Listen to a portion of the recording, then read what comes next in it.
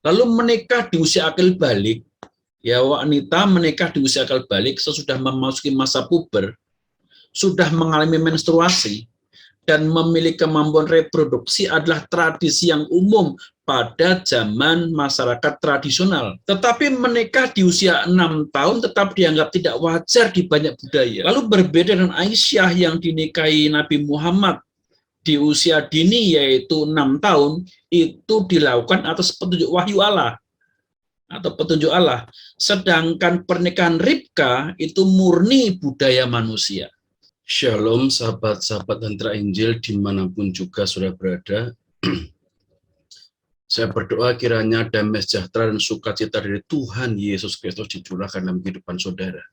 Saudara kasih Tuhan, video saya kalian merespon pernyataan guru gembul yang menyatakan bahwa Ribka itu dinikahi Ishak pada usia 3 tahun. Tujuannya guru gembul menyatakan hal ini dengan mencari literatur Rabi Yahudi yang sepakat dengan pemikirannya. Tujuannya adalah untuk membuktikan bahwa perkawinan Nabi Muhammad dengan Siti Aisyah usia Siti Aisyah 6 tahun itu dianggap sesuatu yang wajar dalam budaya pada masyarakat itu. Namun saudara, benarkah demikian? Pertama, kita mau mempelajari tahap-tahap pertumbuhan anak menurut tradisi Yahudi. Inilah sebutan anak-anak dalam tradisi Yahudi. Ya, yang pertama, anak yang pertama itu usia yang paling kecil itu disebut Yelet, yaitu usia bayi.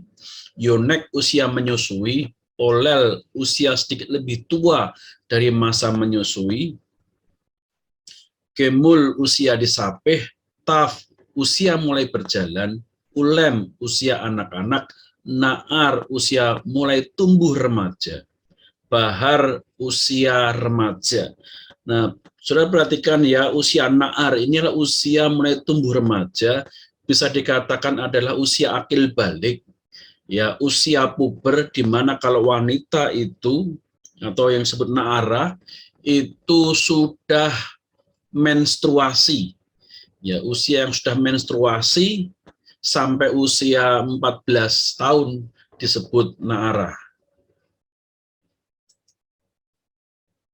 Nah, mari kita lihat kitab Kejadian pasal 24 untuk kita tahu di tahap apa Ribka waktu dipinang bagi Ishak. Benarkah dia di usia 3 tahun? Kejadian pasal 24 ayat 16 mengatakan anak gadis itu sangat cantik parasnya. Ini ditujukan kepada Ribka ya, seorang perawan belum pernah bersetubuh dengan laki-laki. Bahasa Ibraninya dalam Kejadian pasal 24 ayat 16 itu demikian. Weha Naara, dan anak gadis itu tobat, cantik, mar'eh, parasnya atau penampilannya, meot, sangat. Jadi, dan anak gadis itu cantik, sangat cantik parasnya atau penampilannya. Betulah, Betulah ini juga menekankan gadis, tetapi dalam pengertian gadis yang belum pernah bersetubuh dengan pria. Betulah we islo yadah, seorang perawan yang belum pernah mengenal laki-laki, atau pengertiannya belum bersetubuh. Jadi di dalam kitab Kejadian pasal 24 16 ini dikatakan bahwa Ribka ini pada tahap yang disebut Naara. Nah, ini tegaskan lagi di dalam Kejadian pasal 24 ayat 55. Jadi dikatakan wa yomer akiyah wa imah, dan berkatalah saudara-saudaranya dan ibunya, Tesef Hanaara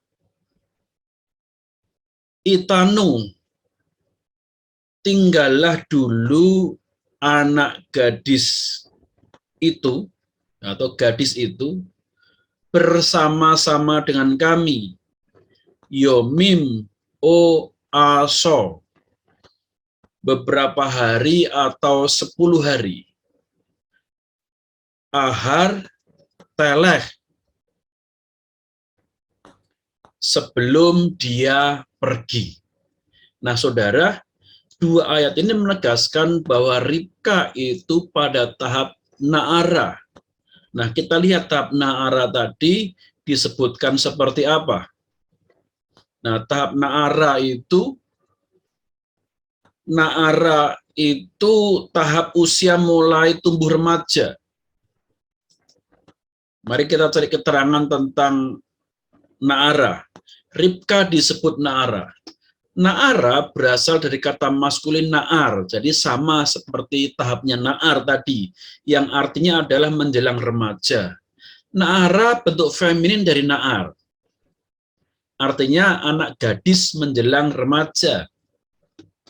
Halakah Yahudi dalam Gemara menyebutkan anak gadis yang sudah nampak tanda-tanda kedewasaannya secara seksual atau reproduksi. Perhatikan saudara ya, na'ara itu adalah seorang anak gadis yang sudah muncul tanda-tanda kedewasaan secara seksual atau kedewasaan secara reproduksi. Tetapi rambut kemaluannya belum lebih dari 2 helai.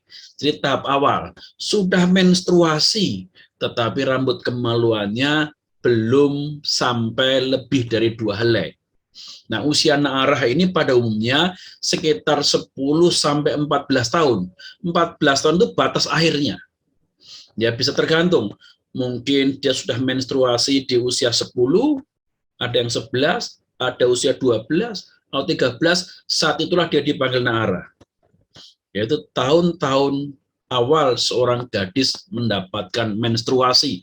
Tetapi pada zaman itu rata-rata umumnya usia 13-14 tahun. Sangat jarang usia 10-12. Pada umumnya 13 atau 14 tahun. Bahkan ada yang lebih. Oleh karena dapat disimpulkan bahwa usia Ribka yang disebut na'ara ini tidak mungkin 3 tahun. Kurang lebihnya harusnya 14 tahun. Mari kita buktikan dalam Jewish Encyclopedia. Nah, di dalam Jewish Encyclopedia bahasa Inggris. Tapi saya akan langsung saja dalam terjemahannya bahasa Indonesia. Saudara yang mau membaca bahasa Inggrisnya, silahkan saudara pause saja untuk dibaca. Saya langsung ke bahasa Indonesia saja. Ya, Ensiklopedia Yahudi. Para rabi tidak sepakat mengenai usia Ribka pada saat pernikahannya dengan Ishak. Pernyataan Seder Olam Rabbah dan Gen R, ya Rasi di sini, bahwa Abraham diberitahu tentang kelahiran Ribka ketika dia mendaki Gunung Moria untuk akedah.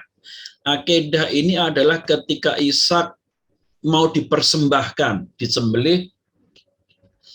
Akedah ini adalah peristiwa ketika Ishak dibawa ke atas Gunung Moria untuk disembelih, dipersembahkan.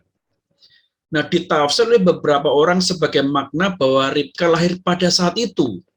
Dan konsekuensinya dari hal itu, maka dia baru berusia 3 tahun pada saat pernikahannya. Nah, sebenarnya pernyataan ini adalah salah paham atau salah tafsir terhadap kitab Kejadian pasal 22. Ya. Karena pada dasarnya kitab Kejadian pasal 22 itu tidak menyatakan demikian.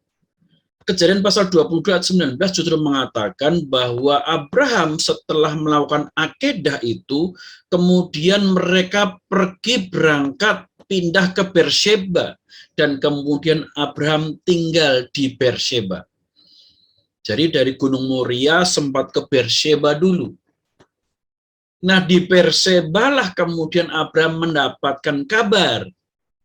Ya, dikatakan ayat 20 dikatakan, sesudah itu Abraham mendapat kabar juga Milka telah melahirkan anak laki-laki bagi Nahor saudaramu. Us anak sulung, Bus adiknya, Kemuel ayah Aram, juga Keset, Haso, Pildas, Yidlaf, dan Betuel. Dan Betuel memperanakkan Ribka. Kedelapan orang inilah dilahirkan Milka bagi Nahor, saudara Abraham itu. Dan Gurit Nahor yang namanya Reuma melahirkan anak juga, yakni Tebah, Gaham, Tas, dan Maaka.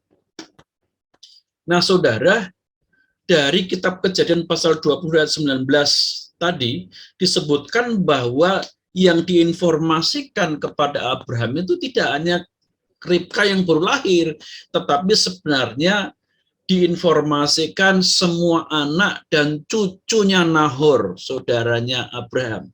Artinya, saudaranya itu sudah punya cucu. Abraham baru punya anak. Demikian ya, jadi tidak pada waktu naik ke Gunung Moria, salah paham di sana. Namun para rabi lain menyimpulkan, jadi banyak rabi yang menolak. Ya, menyimpulkan dasarnya dari perhitungan bahwa dia berusia 14 tahun. Dan karena itu dia lahir 11 tahun sebelum akedah. Jadi sebelum peristiwa Ishak mau disembelih itu sebenarnya Ribka sudah lahir. Hanya saja diinformasikan kepada Abraham ketika Abraham selesai melaksanakan akedah yang tidak jadi itu, digantikan kambing domba, kemudian mereka pergi menetap di Beersheba, baru diinformasikan mengenai kelahiran dari anak dan cucu Nahor. Dan ternyata kedua angka, yaitu 3 tahun dan 14 tahun itu semuanya ditemukan dalam manuskrip yang berbeda di Serer Olam Rabbah. Jadi Serer Olam Rabbah itu ada manuskrip yang menyebutnya 3, ada yang menyebutnya 14. Lalu Sefer Hayasar itu memberikan usia Ribka waktu dinikahi oleh Ishak itu usia 10 tahun. Nah, di sini artinya para rabi itu tidak sepakat, ada yang menyebutkan 3 tahun, yaitu Serer Olam suatu manuskrip yang lain, dan Rasi. Namun mereka tidak ada perhitungannya dan tidak sesuai dengan pernyataan Na'ar atau Na'ara. Sedangkan rabi-rabi yang lain itu menganggapnya 14 tahun, karena itu memang tahap Na'ara. Tetapi Sefer Hayasar menyebutkan 10 tahun, karena rata-rata Na'ara itu mulai sekitar 10 tahun sampai 14 tahun. Tapi tidak pasti. Maka Sefer Hayasar itu menyebutkan ya paling cepat itu 10 tahun. Karena dasarnya kata Na'ara itu. Mari kita lihat rabi yang lain, ini juga dari bahasa Inggrisnya, silakan di-pause saja, saya langsung bahasa Indonesia saja. Banyak komentator yang mempersalahkan interpretasi Rasi yang mengusulkan usia yang lebih sesuai dengan catatan kitab suci, yaitu bahwa Ribka berusia 14 tahun ketika dia menikah. Ini yang lebih sesuai dengan catatan kitab suci. Perhitungan yang disarankan oleh salah satu homili tersebut didasarkan pada asumsi lain, bahwa Ribka hidup dalam jumlah tahun yang sama dengan Kohat yang meninggal pada usia 133 tahun.